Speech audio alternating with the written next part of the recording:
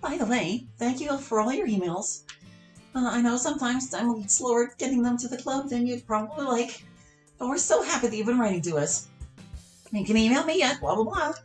I'll always answer your email, and chances are I'll eventually present it to the club for live answers like we're about to do. I always read our YouTube and Reddit comments, so if you post questions there, I'll see them. Now let's get to it. Hit it, Sayori. For everyone, what's the first thing you notice about someone when you meet them? I tend to look at people's hair. When I met everyone from the Lantern Club, I was super impressed by how cool all their hair is. It's kind of ironic since my hair is such a mess. Oh, your hair is fine. Besides, you clearly didn't look very closely at my hair. Right, definitely not. I definitely like to look at a person's eyes. The eyes can be so expressive.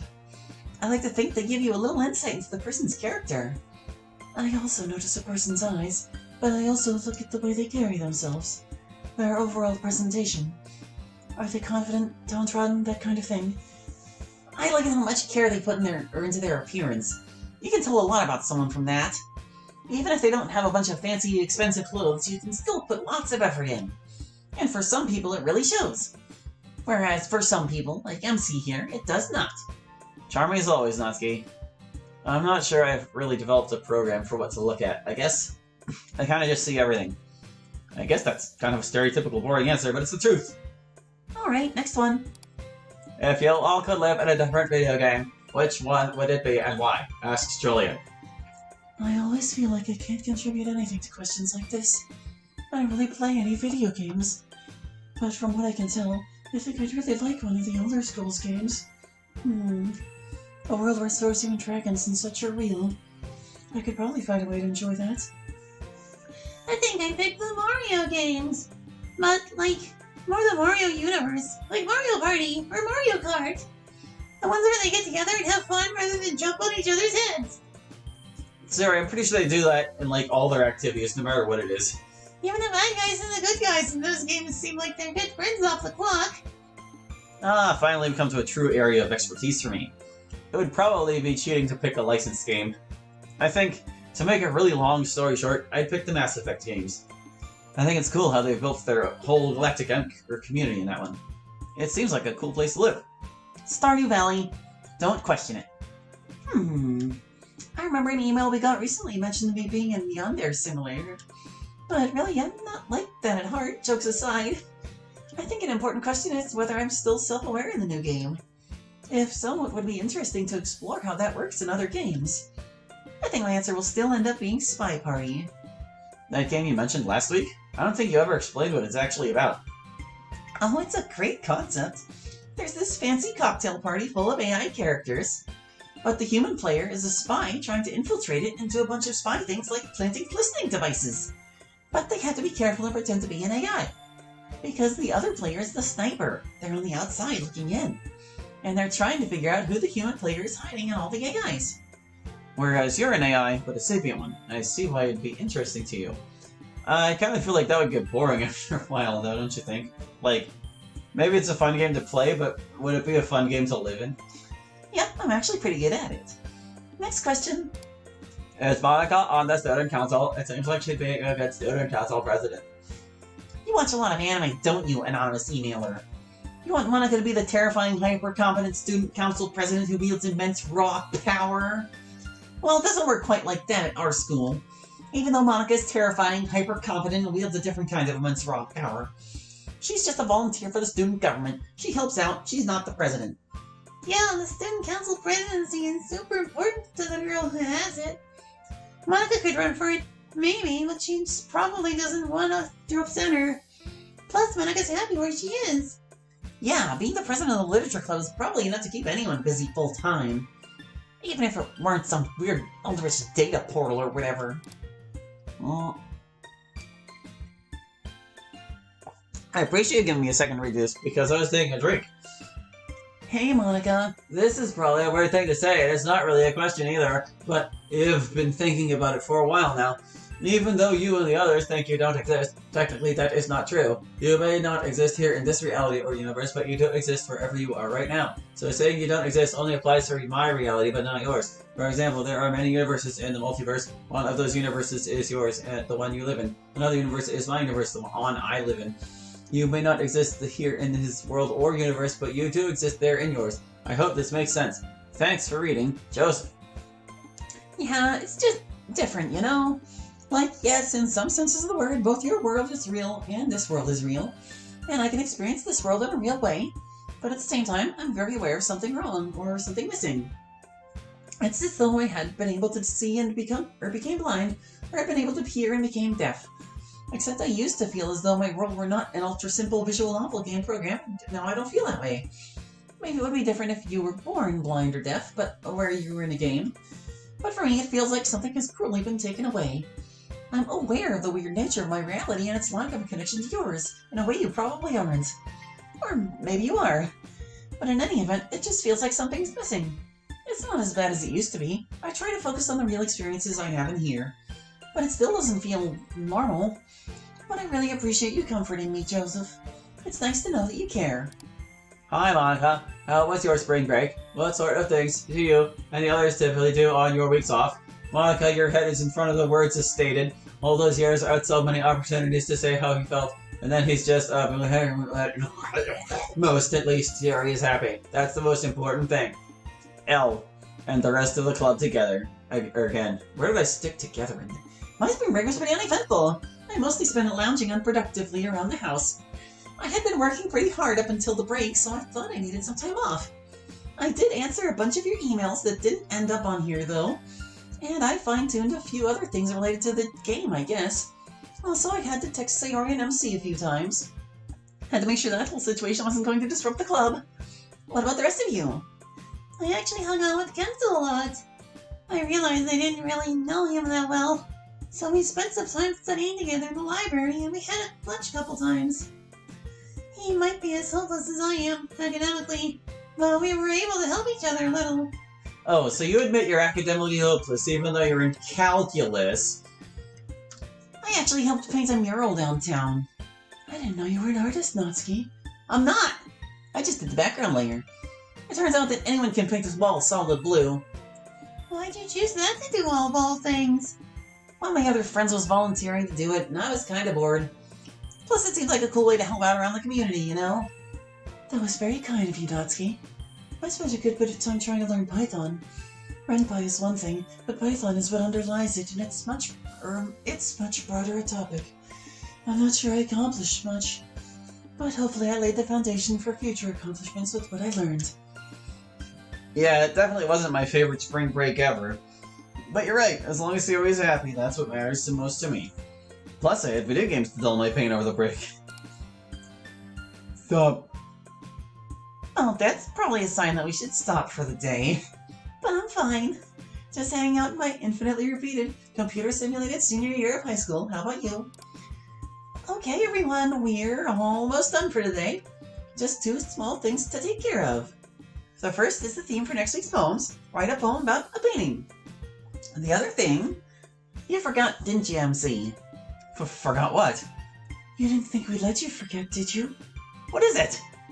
Hidden on the desk behind her, Sayori produces a birthday cake!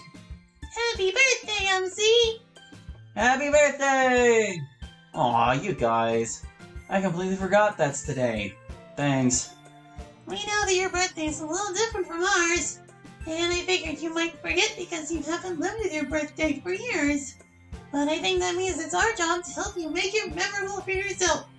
So I made sure that we got a big party together with a bunch of stuff you like. Natsuki brought some video games that we're gonna play, and Yuri made punch, and Monica got the teachers to let us use the room late. And we brought presents! Oh gosh, you guys, that's so much. I don't know why I put an extra apostrophe on the first and that. You guys did too much. This is way too nice. Nothing's too nice between friends, MC. Now let's get this party started. And so they did. The club plays video games, talks, eats snacks, and drinks punch until late into the night. After returning Monica to the club presidency, the club members start to pack up and leave. What a good time. Bye, Natsuki. Bye, Yuri. Are you guys going to head out too? I thought I should stay and help clean up. This was all my idea, after all. I kinda wanted to talk to Sayori really fast before I left. Well then, I'll just make a quick trip down to the dumpster with some of this trash. Back in a few. What is it, MC? Well, I guess I just wanted to say thank you for all this. It makes me really happy to know that you're still my best friend. And I wanted to ask you about the cake. Oh, that? I noticed it's a very familiar seeming strawberry cake.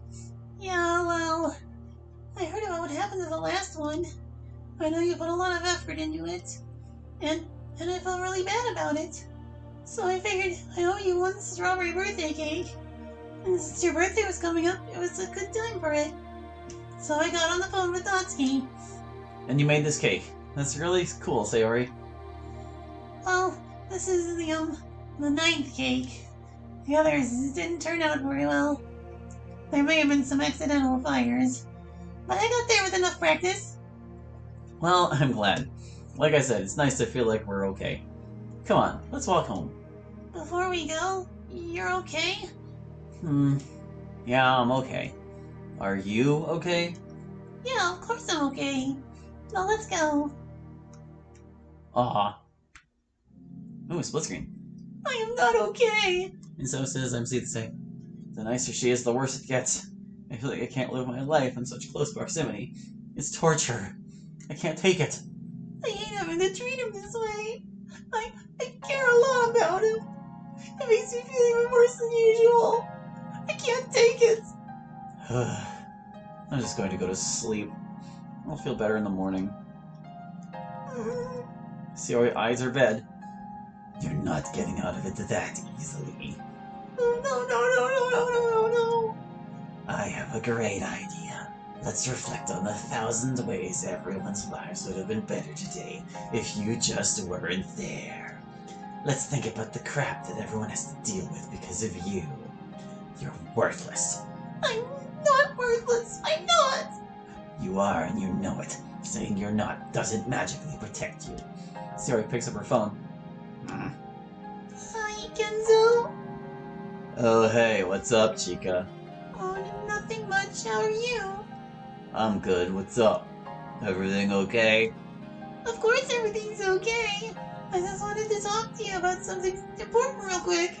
Sure, what is it? Okay, you can do this. You can tell other people about your depression and suicidal ideation and need you for support. It's not that big a deal anymore. You can do this. Deep breath and... Actually, Chica, something just came up. Let me get back to you tomorrow or something, okay? Night, love you. Love you. Click. Wow, that would be hilarious if it weren't so pathetic. I'm going to sleep. No, what you're doing is going to bed. You've got a long time until you can sleep. Unless, of course. That's all for now. As usual, please check out the credits.txt file for everyone who contributed assets to this week's episode. Don't forget to email Monica your questions with love and blah blah blah. And you can post questions on YouTube or Reddit as well. See you all next week.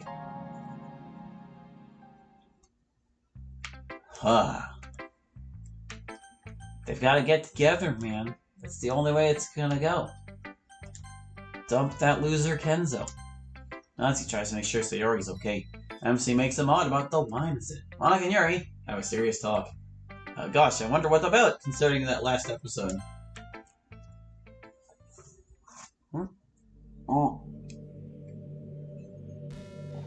I tried his naked drinking, but couldn't get it in time. I hate you. Not really. You don't hate anyone. And besides, it's been... Well, I have no idea how long it's really been, but it feels like it's been a long time. Shut up! I hate you! Everything would have been fine if you hadn't come back! No, it would not have. You would have ended up like I did, or worse. You haven't had to live with it like I had. You are not the victim here! You haven't had to live with what I have! And someone making it worse! That's very true. And I'm sorry. You're sorry?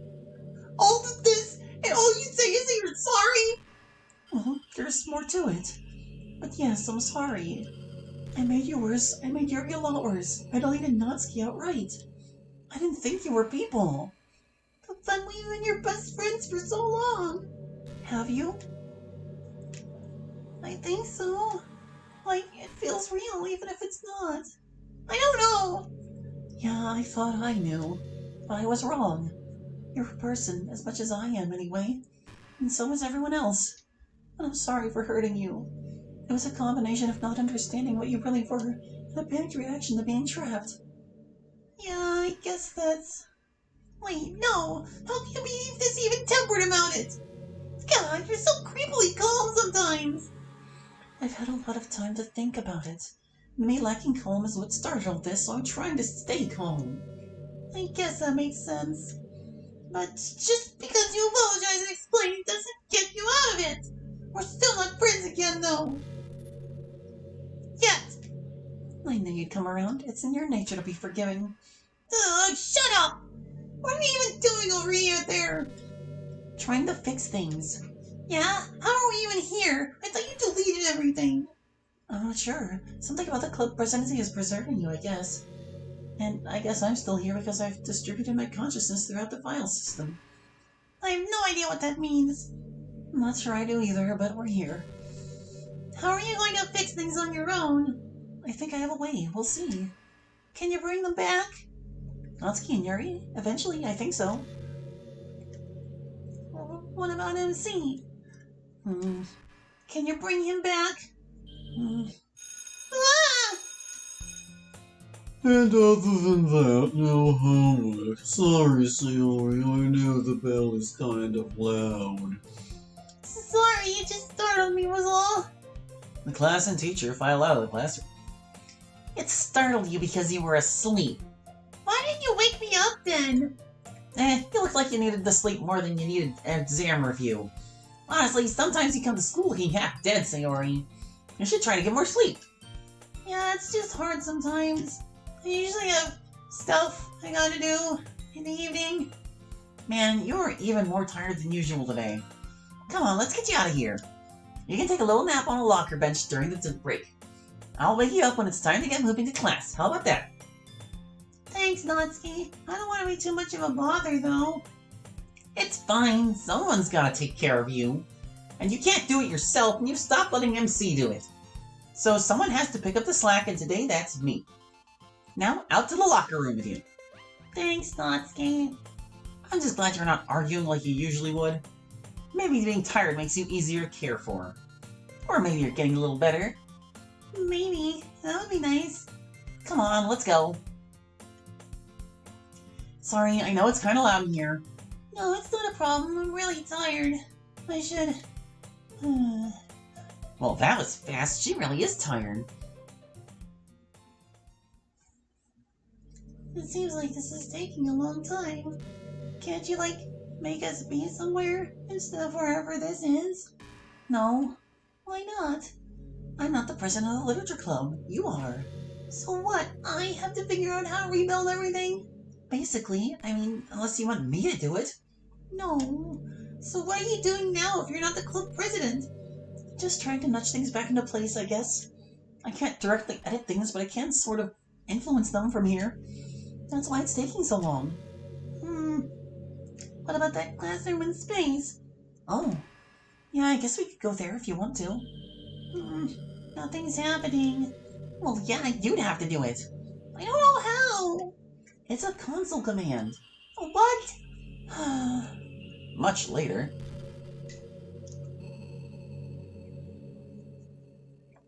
I don't see anything still. That's because you didn't send us there. Wait, so I have to bring the scene back then?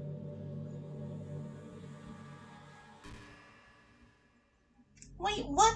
Isn't that where we are? No, Dark doesn't have a BG. But everything has a BG. Dark doesn't. That makes no sense.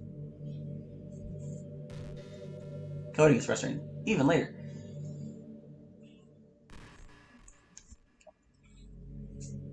Yes, I did it! You're pretty resilient, aren't you? Me? I think I would be the last person around here that you'd call resilient. Well, I guess I mean that all this weirdness isn't really bringing you down. Or weirding you out as much as I would have expected. You're still the same cheery Sayori despite all of this. Are you kidding? This has been a great distraction for being depressed. I haven't had the time to stop and think about anything. So it hasn't had time to catch up to me. Yet.